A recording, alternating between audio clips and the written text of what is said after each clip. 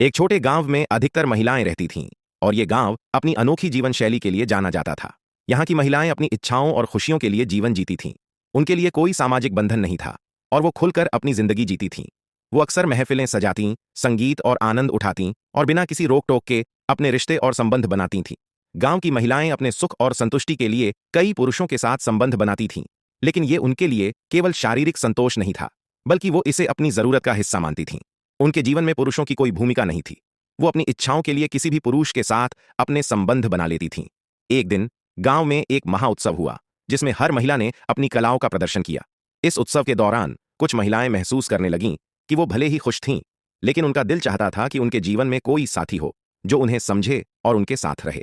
हालांकि उनका इरादा यह था कि वो किसी रिश्ते में न बंधें, बल्कि वो अपनी स्वतंत्रता बनाए रखते हुए किसी पुरुष के साथ एक सम्मान और खुले संबंध बनाना चाहती थीं। धीरे धीरे गांव की महिलाएं ये समझने लगीं कि वो जो जीवन जी रही थीं वह सिर्फ एक आनंद और संतुष्टि का था, लेकिन इसके साथ साथ एक आवश्यकता भी थी।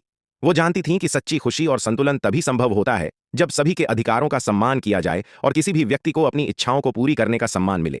इस तरह गांव में महिलाएं अपनी स्वतंत्रता को बनाए रखते हुए संतुलन की ओर बढ़ने लगीं और उन्होंने ये महसूस किया कि आनंद, प्यार और स्वतंत्रता के साथ साथ एक सुरक्षित समाज की आवश्यकता भी है।